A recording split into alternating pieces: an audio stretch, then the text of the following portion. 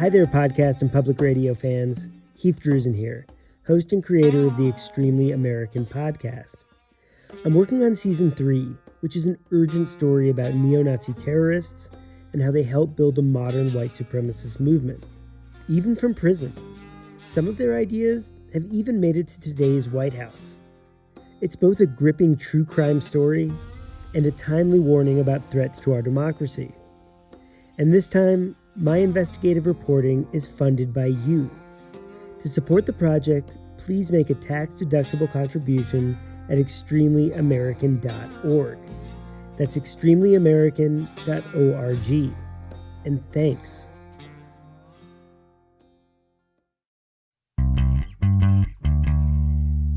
From the studios of Boise State Public Radio News, I'm Gemma Gaudette. This is Idaho Matters. What happens when a disaster strikes and power lines go down and cell phone service disappears? How do you coordinate a response and get critical information to people in different parts of the state? Turns out there's a small group of dedicated volunteers who plan for this sort of thing and who have been quietly working to expand their ability to, for example, allow someone in Twin Falls to talk to someone in McCall when all other means of communication have failed.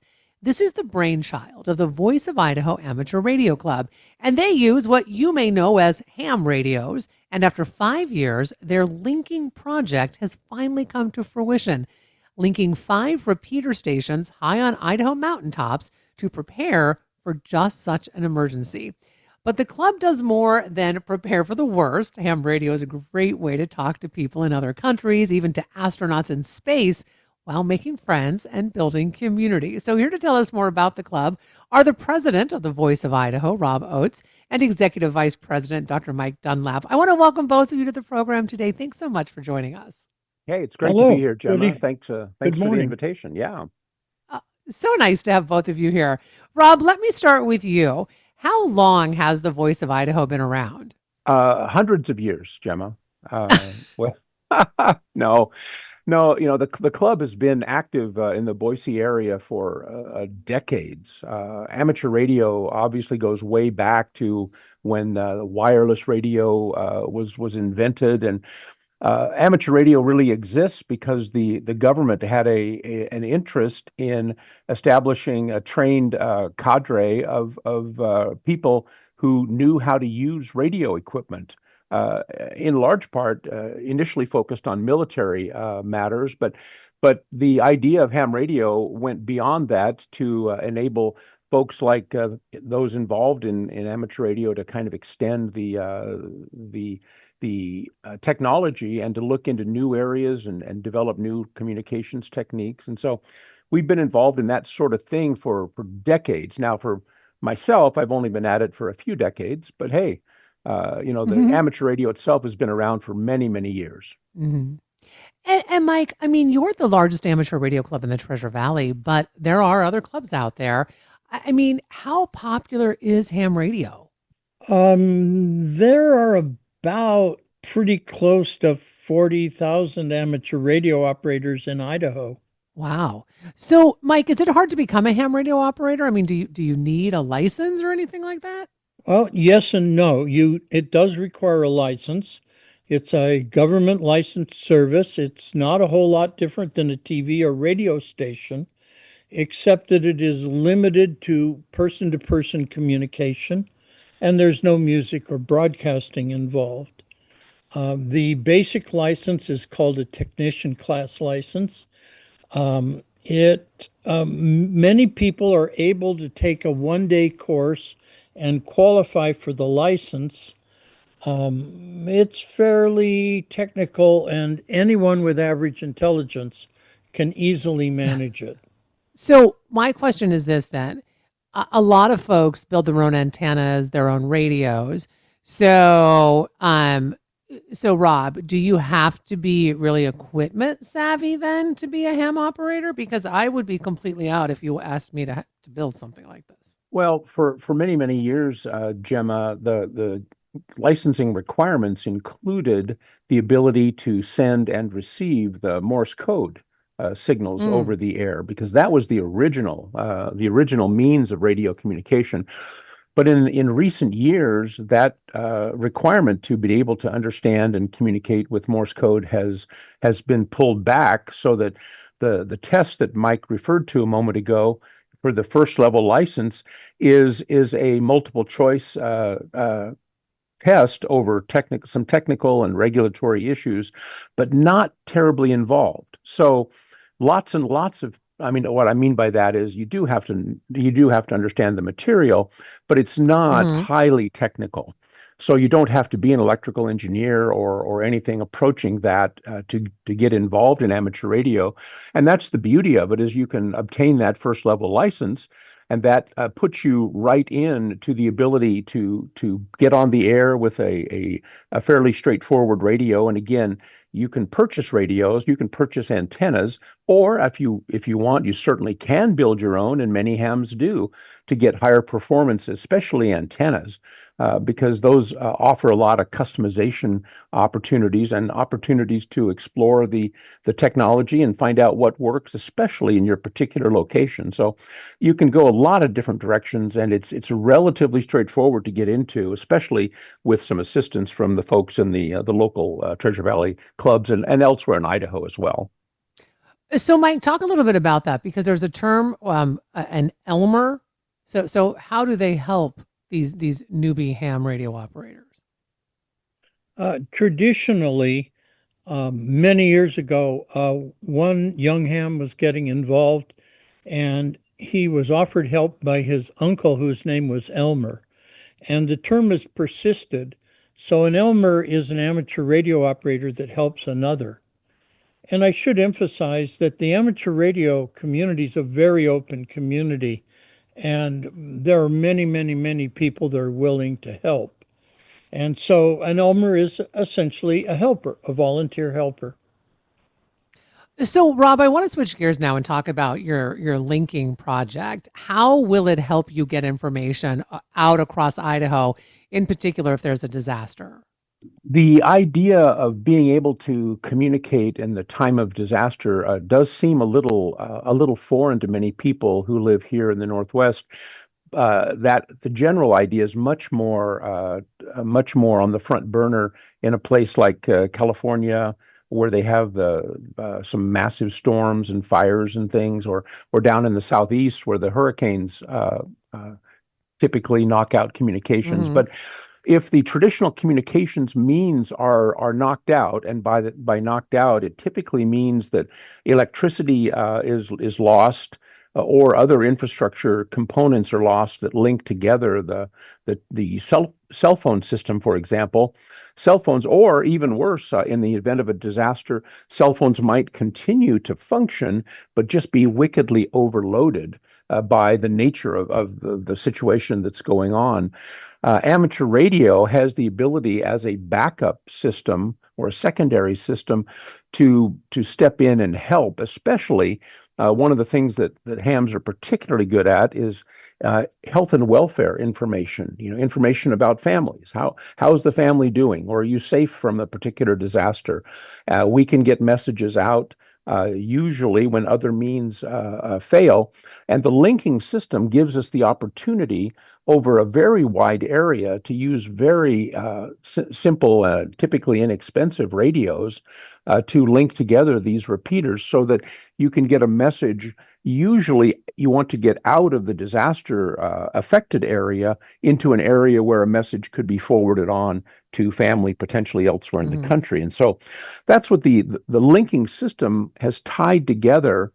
Five of our repeaters, four of them on mountaintops and one in the Boise vicinity, and they all work together. So when you talk on one of those frequencies, the signal is shared with all of the others. So it's a big party line, if you will, and it allows people over a very wide area to communicate instantly. And that's really the huge Hmm. value of that in an emergency, Gemma. And Mike, it took about 5 years to get this linking project up and running. I mean, how difficult was it to get the project, to this point? It was really challenging. I came into the club from a wise person who brought me in, and one of his goals was to get this system going. And so it took a lot of discussion internally, a lot of work on the technical aspects of it. And then finally, I wrote a grant to the ARDC, and they gave us a generous amount of money to help finance it. So about half of the cost was borne by the club, and about half of the cost by the grant.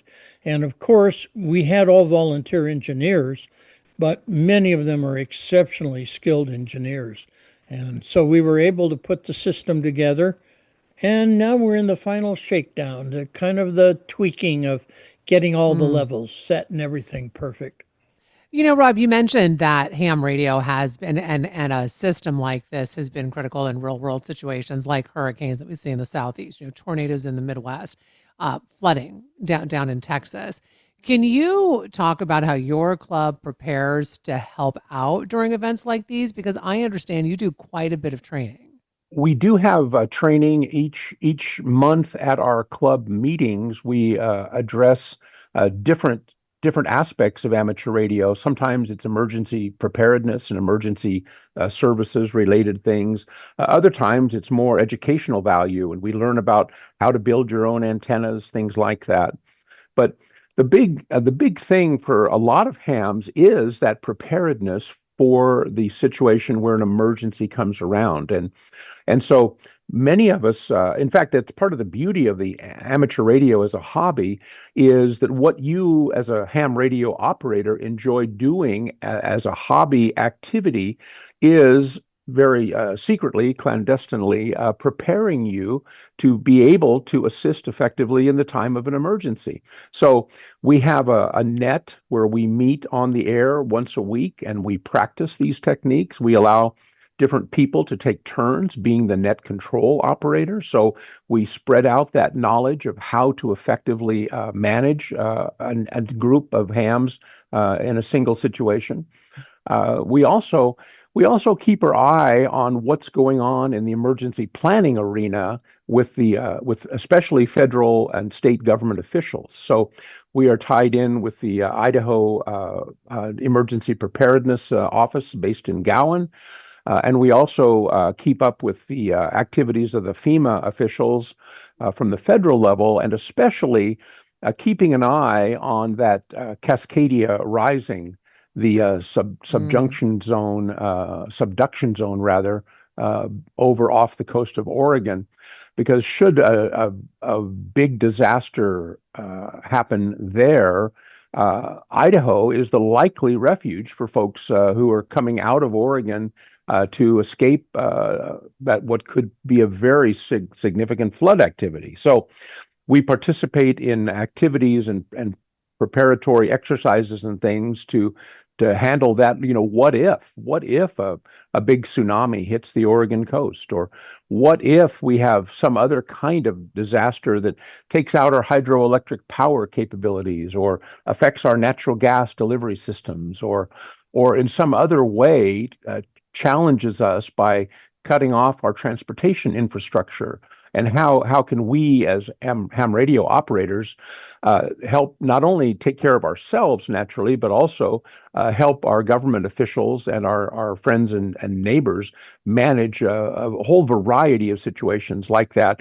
And as I say, in the meanwhile, our routine activities are all kind of secretly building, and I say that tongue in cheek, of course, secretly building our skills so that the things we do day to day can translate almost directly into those emergency kinds of activities. For 10 years, I was the officer in Oregon who coordinated amateur radio for the Office of Emergency Management. What we discovered was that in every case, the equipment that they had in their facility was either not operational, not maintained, or the personnel did not know how to operate it. So what we discovered over that 10 years was that amateur radio was the first and most reliable system on the air. And the reason why is that this system is in constant use by the amateur radio operators and therefore is maintained and operational. And before I let you go, Mike, if someone wants to join the club, what do they have to do that? Well, that's really simple. They could go to our website, voiceofidaho.org. That's Voice of Idaho, all one word, .org. The information is right there on the website. Well, I want to thank both of you so very much for taking time to talk with us. What an interesting conversation. We've been speaking with the president of the Voice of Idaho, Rob Oates, and executive vice president, Dr. Mike Dunlap, talking about their new linking project to help get critical information out during a disaster or emergency. We will, of course, put some links on our website, boisestatepublicradio.org. And thanks so much for listening to Idaho Matters from Boise State Public Radio. Do you have thoughts about today's episode? Make sure you email us at idahomatters@boisestate.edu or reach out on our socials. Find this and other Boise State Public Radio podcasts on Apple Podcasts, Spotify, or wherever you're listening right now. So you can't see this, but hopefully you can hear it. Behind every Boise State Public Radio podcast is a team working hard to bring you stories that matter. So if you value podcasts like this one, please support them. Hit donate at boisestatepublicradio.org. Thanks.